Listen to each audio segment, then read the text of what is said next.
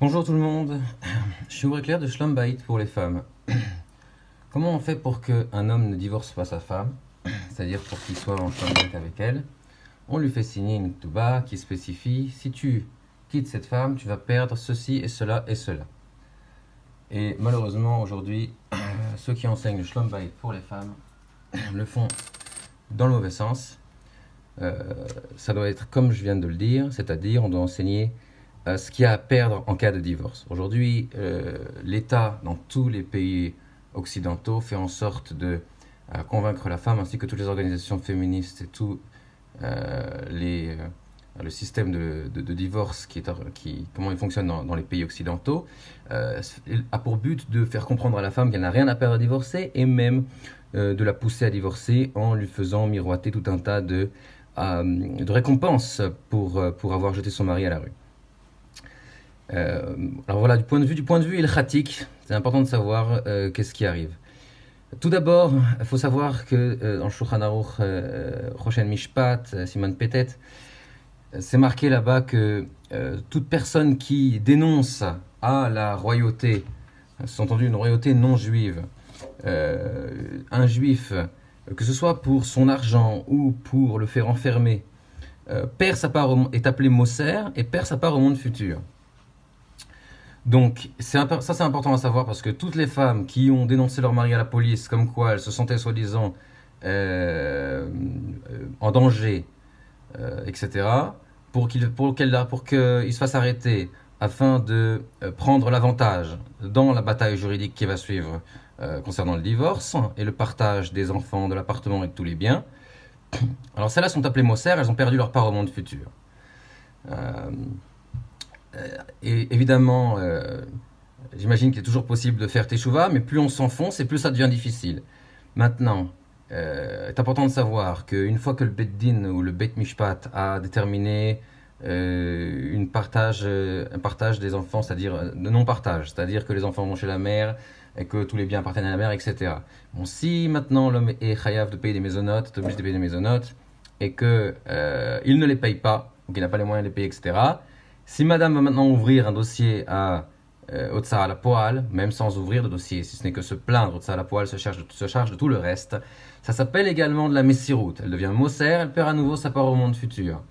Donc, alors, c'est pas cumulable, hein. Une fois qu'on a perdu sa part au monde futur, on a perdu sa part au monde futur. La question, c'est combien de temps on va passer dans Kafakela. Kafakela, je le rappelle, c'est des souffrances qui sont pires que le Gehinom. Le Gehinom, c'est maximum 12 mois, je le rappelle pour ceux qui ne le savent pas. Le maximum, c'est maximum 12 mois, et ensuite on monte au Gan Eden. Maintenant, avant le Gehinom, il peut y avoir des souffrances qui s'appellent Kafakela qui peuvent durer une éternité. D'accord. Ça peut durer des centaines, voire des milliers d'années. Donc la question, c'est combien de Kafakela on va prendre par rapport à toutes ces choses qu'on a fait.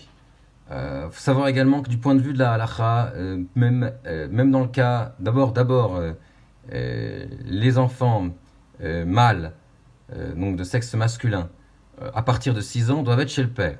Donc si on veut se référer à la halacha, c'est comme ça que ça doit être. Maintenant, même les enfants de moins de 6 ans, que d'après la loi de la Gemara, ils doivent être chez la mère, ça c'est de deux choses l'une. D'abord, si c'est dans le bien des enfants, donc si la mère est encore Shomeret Torah ou Mitzvot comme le père, donc c'est-à-dire dans un cas où elle n'a pas été Moser, puisqu'évidemment, dans un cas où elle est Moser, évidemment que son influence est très mauvaise pour les enfants. Donc de toute façon, mieux vaut qu'il soit chez le père. Et deuxièmement, c'est à l'époque où un homme seul c'était très difficile pour lui de pouvoir s'occuper d'un enfant de moins de 6 ans, et à plus forte raison d'un enfant de moins de 2 ans. Aujourd'hui, il y a des laits en poudre, des couches, tout ce qu'il faut, et un homme est très capable de s'occuper d'un enfant de moins de 2 ans ou de moins de 6 ans. Et d'ailleurs, beaucoup de pères prennent part à l'éducation de leurs enfants, et à plus forte raison dans le monde des Avrechim. Maintenant, il faut savoir que vaut le guet de la rabbanout, puisque toutes les femmes se disent de toute façon, s'il ne veut pas me donner le guet, on va le faire enfermer, on va le faire ceci, on va le faire cela, puisque les rabbanim, soi-disant rabbanim de la rabbanout à Rechaït, les Israël, sont complètement possédés par les irgunim des femmes qui les surveillent, qui les manipulent et qui font des nouvelles lois tous les 5 ou 10 ans pour les obliger à juger toujours uniquement en faveur des femmes. Ne jugent pas d'après la Torah. D'abord, ils ne sont pas appelés Beit Din. Et je vais vous donner quelques exemples, ça peut vous paraître assez extravagant ce que je viens de dire, parce que la plupart des gens ont confiance, puisque ça s'appelle Beddin et ça s'appelle Rabbani. Alors tout le monde a confiance, c'est un Beddin et c'est Rabbani, mais non, c'est pas un Beddin et c'est pas Rabbani. Il n'y a pas de Rabbanim là-bas et il n'y a pas de Beddin là-bas. Et je vais vous prouver tout de suite, d'abord parce que au niveau de Ilchot et Douyot, d'accord, au niveau des témoignages, il y a des halachot qui sont même écrits explicitement dans la Torah. Al pi yashnaim edim yakum davar. Il faut 2 témoins pour prendre en considération un témoignage. Or, à la Rabbanout, on prend en considération les témoignages d'un seul témoin, en général donc une assistante sociale ou toute personne affiliée à madame. Et la deuxième chose, c'est ils prennent des témoignages de l'écriture, et ça c'est interdit. Il faut prendre des témoignages oraux devant le Beit Din. Il faut faire venir la personne et la faire témoigner à l'oral. Et prendre des témoignages par écrit, c'est un interdit formel. Un Beit Din qui ferait ça serait vraiment un Beit Din incompétent, ignorant.